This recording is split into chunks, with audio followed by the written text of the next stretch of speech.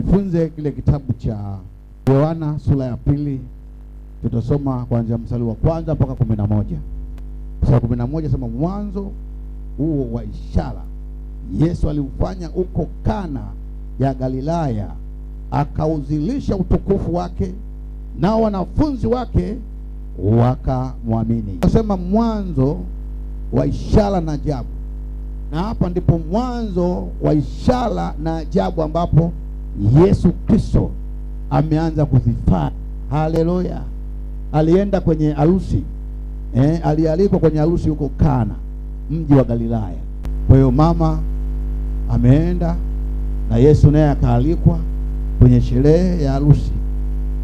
Sikiliza nikwambie, kwenye kila jambo lako Yesu, mwalike Yesu, mwalike Yesu.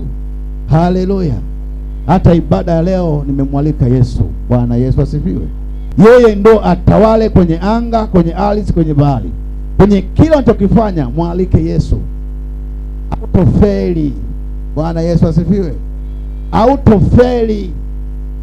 Kwa sababu ukisoma Biblia hii, kwenye harusi ile Yesu alipoalikwa, ulipotokea failure, Yesu alitengeneza, Yesu alirekebisha. Bwana Yesu asifiwe. Yamkini kuna mambo unapitia kwenye maisha yako, wewe mwalike tu Yesu. Haleluya. Bwana Yesu asifiwe. Alika tu Yesu awe pamoja na wewe, na kila kitu kitarekebishwa.